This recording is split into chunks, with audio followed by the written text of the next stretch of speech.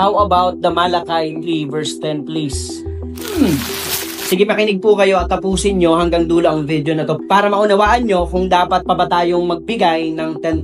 Alam nyo, ito ang pinakamadalas magamit pagdating sa tithes. Malachi 3 verse 10. So kapag binasa mo to, parang ang bigat, dalhin nyo ang buong ikasampung bahagi sa kamali. Pero tandaan natin, ang Malachi ay sulat ng Diyos para sa Israel, hindi para sa New Testament Church. Sa Israel, ang tithes ay hindi isang simpleng 10% lang. May 3 kinds of tithes sila buong taon na nagtototal ng halos 23% ng kanilang kita. Ginagamit ito una para suportahan ng mga libita, pangalawa, tulong sa mga mahihirap, at pangatlo, pagpupondo sa mga feast at gawain ng Israel. Ibig sabihin, ang tithing sa lumang tipan ay bahagi ng national and religious system ng Israel. Hindi ito simpleng church giving tulad ng nakikita natin ngayon. At mahalagang tandaan, bago si Jesus, ang Israel ay nasa ilalim ng law at covenant na hindi natin kinabibilangan ngayon. Ngayon, pagdating sa New Testament, iba ang approach. Hindi na tungkol sa exact percentage, kundi tungkol sa puso. Basahin natin, 2 Corinthians 9 verse 7. Ang bawat isa'y magbigay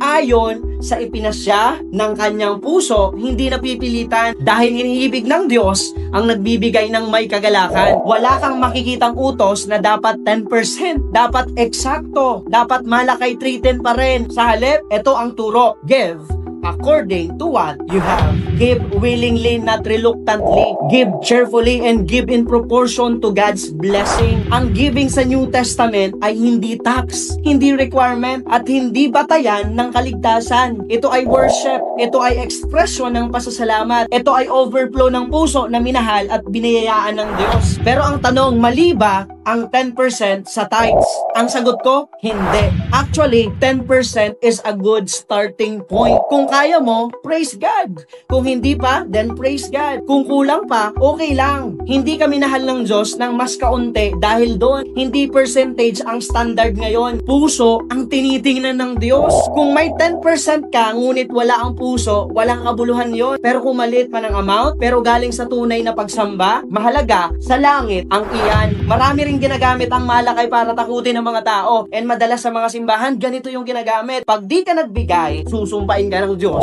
Pero malinaw ang New Testament. Galatians 3 verse 13, tinubos na tayo ni Kristo mula sa sumpa ng kautusan. Hindi ka nagbibigay para huwag kang makurs. Nagbibigay ka dahil blessed ka na kay Kristo ang buhay mo. Giving is not demanded by fear. It is offered with gratitude. Ngayon, bago tayo magtapos, ito ang hindi na pag-uusapan pero totoo.